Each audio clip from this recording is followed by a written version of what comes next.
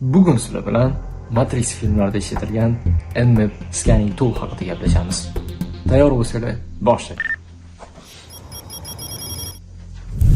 Xo'p, avvalo sayti bilan to'g'ridan tanishtirib ketsam, bu yoqqa Mmap deb prosta so'rab beradigan bo'lsak, network mapper degan, ya'ni mmap.org veb-saytida saytiga kiradigan bo'lsak, bizani Mmap to'g'ridan o'zini ofitsial saytiga olib kiradi. Bu yerda bu haqidagi ma'lumotlarni olishimiz mumkin, qo'llanmalarni o'qib chiqishimiz mumkin.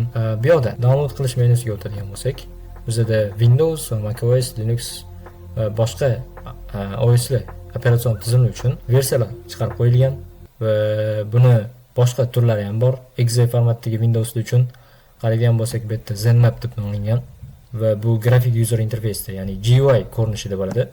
Bu ham xuddi Mmap dasturi. Faqat biz aynan bu holatimizda ko'radiganimiz Linux versiyasida bo'ladi. Linux versiyasida biz terminalni ishlatib ko'rsatamiz. Qolgan qismlarga keladigan bo'lsak, dokumentatsiyasi, o'zi bergan bitta qonun qoidalari, ular bilan ketma-ket tanishib chiqishimiz mumkin va o'sha hammamizga mashhur bo'lgan Matrix kinosida, ya'ni Matrix filmida o'sha hammamizga mashhur bo'lgan Matrix moviedan olingan qismini qo'yib ketilgan, bu yerda Mmap scan qilingan holati qanaqa bo'lishi, nima bo'lishlari, mana shu joyda ham Mmap dasturlari ishlatilgan ko'rgan bo'lsak, Snowden kinolari, movielari, o'shalar hammasida xullas Mmap dasturlari ko'p hakerlik to'g'risidagi filmlarda Mmap dasturlari ishlatilgan. Mmap bu shunchaki tool emas, u bilan siz tizimlardagi ochiq portlarni, servislarning versiyalarini, operatsion tizim nomlarini va tizimdagi mavjud bo'lgan zaifliklarni, shu bilan birgalikda tarmoqdagi routerdagi ulangan qurilmalar haqida ma'lumotlarni olsangiz ham bo'ladi.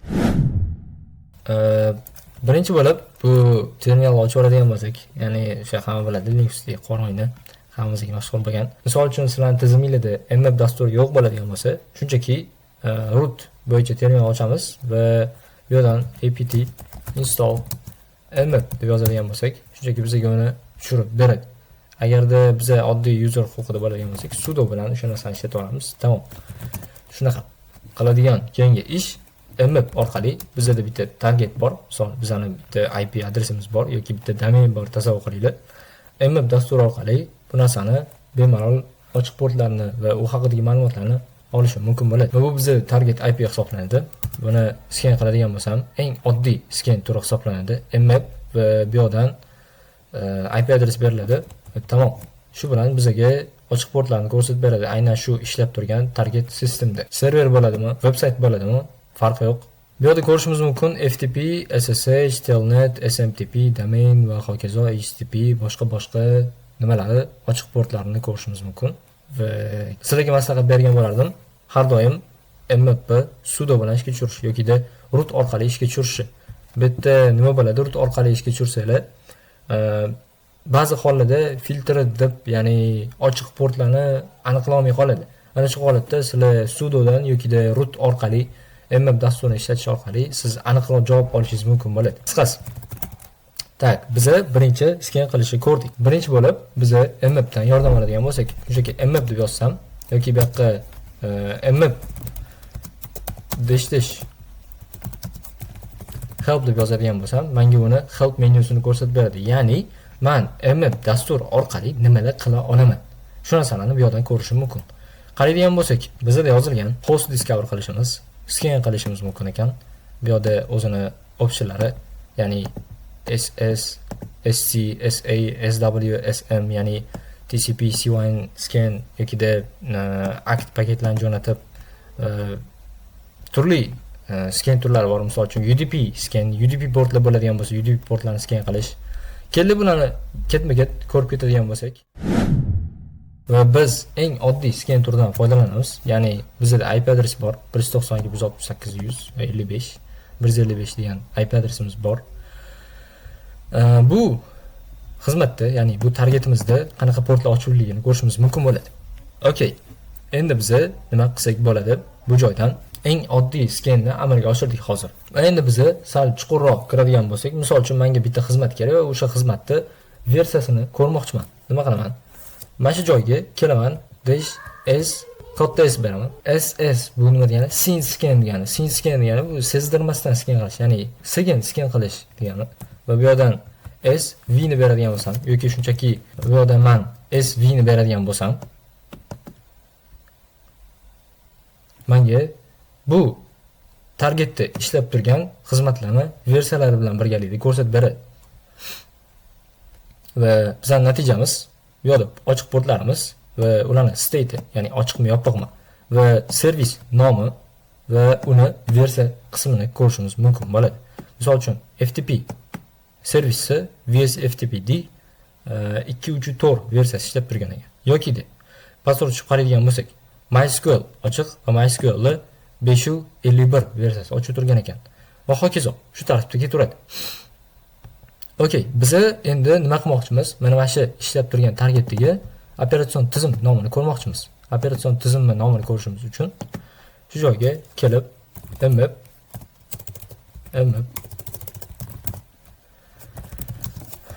targetimizni beramiz va bu yerdan kodda O, ya'ni operating system O harfini beradigan bo'lsak, bizga ichkarida ishlab turgan operatsion tizim nomini ko'rsatib beradi.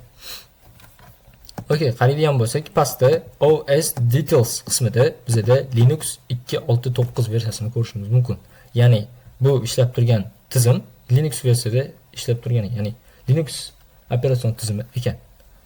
Boyagi ishlarni bitta qaytarib oladigan bo'lsak, misol uchun biz nima qildik?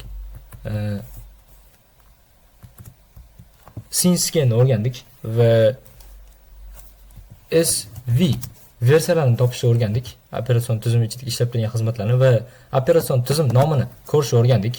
Va endi kelinglar shu hammasini bitta qilib aggressive scan degan turi bor. Bu yerga kelib turib, shunchaki A beradigan bo'lsak, katta A harfini va bu to'laqonli tizimni servislarni versiyalarini, ochiq portlarni versiyalarini va ularning ichkarisidagi kerak bo'lsa fayllar bo'ladigan bo'lsa fayllarni ko'rsatib kirishimiz mumkin bo'ladigan yoki da qanaqa ichkarida yana chuqurroq xizmatlari bor, o'sha narsalarni bizga ko'rsatib beradi va operatsion tizim nomi va hokazo ma'lumotlarni ham ko'rishimiz mumkin bo'ladi. Qaraydigan bo'lsak, juda ham ko'p ma'lumot chiqdi bizga. Bir chetdan ko'rib ketadigan bo'lsak, misol uchun FTP ochiqligi va statusi, uni qanaqa nimada ishlab turgani va qo'shimcha ichkariroqdagi servislarga keladigan bo'lsak, Anonymous FTP login allow, misol uchun Anonymous bo'lib turib bu FTP xizmatiga kira olishimiz va hokazo chuqurroq bizga ma'lumotlar berar ekan. Eslatib o'tamiz, bu mmap dasturidan qaysi yo'lda foydalanishingiz sizni o'zingizga bog'liq. Mmap o'zining ofitsial saytida ham only educational purpose deb, ya'ni faqatgina ta'lim maqsadida deb e'lon qo'yilgan. Bizga ko'rishimiz kerak bo'ladigan narsa bu joydan yuqorida ta'kidlab o'tganimizdek, bu mmap dasturi faqatgina scan qilish uchun emas. Ya'ni bitta zaiflikni aniqlashimiz ham mumkin bo'ladi. Uning uchun nima qilamiz? Mmap -script script optiondan foydalanamiz va bu yerdan tenglashtirib, nima bo'yicha scan qilmoqchimiz, ana o'sha narsani berishimiz kerak bo'ladi. Ya'ni men kelinglar, mana shu joyda vuln deb turib hammasini beraman. Ya'ni vulnerability bilan zaiflik deganni bildiradi, vulnerability va u orqali mana shu IP dan menga ma'lumot qidirib olib ber, ya'ni zaiflik topib, agar bo'lsa, u narsani menga chiqarib ber degan maqsadda bera olaman. Ya'ni bu holatda bu IP adresdan meni mmap dasturim har bitta mmap ichkarisidagi skriptlarni ishlatib ko'rib, zaifliklarni ishlatib ko'rib, agarda zaiflik bo'ladigan bo'lsa tizimda, u narsani menga bu natijasini chiqarib beradi. Tak, okey. Endi kelinglar, shu versiyalarni aniqlangan holatda biz bir buzish amaliyotini olib borib ko'ramiz. Mmap dasturidan foydalanamiz. SV, ya'ni versiyalarni ko'r va mana shu targetdan okey, bizga qaraydigan bo'lsak, FTP xizmatini sal eskiroq versiyasiga ko'zimiz tushganda. Mana shu FTP versiya orqali biz buzib kirish amaliyotini qisqacha qo'llab ko'ramiz. Koddan ruxsatsiz bunaqa ishlarni amalga oshirmaylar. Okey. Xo'p, qaraydigan bo'lsak, bizda FTP xizmati bor edi va uni mana shu versiyasi bor edi. Buni men copy qilaman va bu yerdan yangi terminal ochsam, bu yerdan shunchaki MSF konsolga kiraman. Ya'ni menda Metasploit framework ochildi. Ko'rishimiz mumkin. Bu joydan search komandasini bergan holatda men o'zimni boyiga search komandasini bergan holatda o'zimni boyiga vsftpd versiyani bera olishim kerak bo'ladi. Beradigan bo'lsam, qaraymiz. Va bizda nima bor? modulimiz bor va bu uchun exploit mavjud ekan, ya'ni backdoor qoldirib ketish, backdoor mavjud ekan. Keldi shuni ketma-ket qo'yib ketamiz. Shunchaki bu yerdan use, ya'ni foydalan deb turib, bu yerda ID bo'yicha ID'sini bersak bo'ladi yoki shunchaki name'ini copy qilib turib bu yoqqa bersak ham bo'ladi. Davaychi ID bo'yicha qo'yamiz. Okay. Endi bu yerdan nimalar ishlatishimiz kerak? Aynan bu zaiflik orqali buzib kirishimiz uchun shu narsa haqida tanishib ketsak. Options deb yozadigan bo'lsak, teparoqqa qaraymiz va bu yerda nimalarimiz bor? Required qismiga qaraydigan bo'lsak, bizda host, port, proxy, airport, airhost degan nimalarimiz bor? Name qismi bor va ularni qo'yish majburiyatini ko'rishimiz mumkin bo'ladi. Bu yerda no turibdi, ya'ni shart emas, bularni belgilashimiz va airhost bilan airport berish kerak. Airport bizda avtomatik holatda 21 bo'ladi va airhostni bersam, mana shuni o'zi kifoya. Okay. Nima qilamiz? Set airhost. Bu yerdan IP adresimni beraman. Men qo'ydim. Bu yerdan check qilib tekshirib ko'rishim mumkin, ya'ni hamma narsani to'g'ri qo'ydimmi, hamma narsa to'g'ri ishlayaptimi? Tekshirib ko'rsam bo'ladi. Check. Okay. Bu yerdan options deb yana tekshirib ko'rsam bo'ladi. Bu yerda IP adres bor, port bor va hokazo. IP adres bor, port bor va tamom. Biz bu joydan shunchaki run deb yozadigan bo'lsak, qaraymiz. Found shell, ya'ni shell topildi, ya'ni tizimga buzib kirish amaliyoti olib borildi va bu yerdan kelib turib command shell session 1 open it, ya'ni biz uchun mana bu targetni borib turib bizga ulab berdi. Bu narsa bizning terminalimizda turibdi. Bu joyda ID qiladigan bo'lsam yoki who am I qiladigan bo'lsam, men kimligimni ko'rish uchun misol uchun bu yerda ko'rishimiz mumkin. Guruhimiz va userimiz rootga tegishli bo'ladi. Ya'ni root degani bu tizimdagi eng katta user foydalanuvchi bilamiz. Okay. Endi bu joyda nimalar qilishimiz mumkin? O'zimiz qayta kirishimiz uchun backdoor qoldirib ketishimiz, bilmadim. Yana yo'q, o'zingizlar fikringizga qaraysizlar. Bu yerda misol uchun kelib turib bilamiz komandalarni, Linux komandalarini ls qilsak bizda nima fayllarimiz borligi, bu yerda ham ls qilsak qayerda turganimiz yoki pwd qilsak qaysi joyda turganimizni bemalol ko'rishimiz mumkin bo'ladi. Ichkaridagi qanaqa fayllar joylashgan, cat misol uchun atcdga pswd faylni o'qib turib bu yerda qanaqa tizimda userlar mavjudligini ko'rsak bo'ladi va shu tartibda ketadi. Yana bir bor sizlarga eslatib o'tamiz. Bu mm dasturi shunchaki bu oddiy scan dasturi emas. Bu orqali siz qaysi yo'ldan yurishingiz o'ziga bog'liq, ya'ni oddiy dastur emas va bu orqali siz juda ham ko'p ishlar qilishingiz mumkin bo'ladi. Shu bilan birgalikda oxirgi tutorial, bu yerda biz IP adresini ko'ramiz va hozirgi holatimizda biz mana routerimdagi oldin routerimni aniqlayman va bu routerimga ulangan nechta qurilma bor va bu narsani list qilib ko'rishga harakat qilaman. Davaychi biz routerimiz shu va men bu joyga 0 beraman.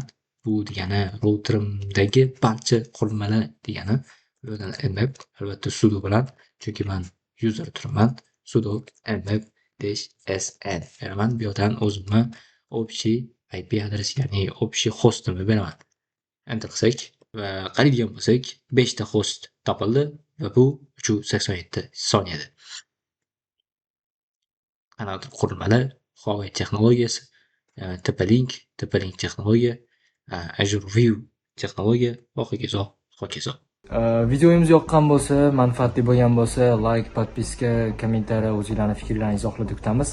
Va izohlarga iloji boricha men iltimos qilgan bo'lardim, o'zingizlarga qiziq bo'lgan texnik mavzularni yozishingizni, ya'ni kimda qaysidir mavzu bo'yicha ko'p savollar yig'iladigan bo'lsa, aynan o'sha mavzu bo'yicha biz video qilishga harakat qilamiz va iloji boricha chet davlatda bo'ladigan ko'p ilmlarni, ya'ni o'zbek tilida o'zbek auditoriyasiga tatbiq qilishga harakat qilishimiz kerak va o'zbek tilidagi kiberxavfsizlikni rivojlantirish uchun. Izohlar o'qiladi, sizlar xavotir olmanglar. Har bitta izoh ko'rib chiqiladi va har bitta izoh uchun alohida reaksiya, alohida kommentariy beriladi. O'zingizlarning fikringizni izohlarda albatta yozishingizni kutib qolamiz.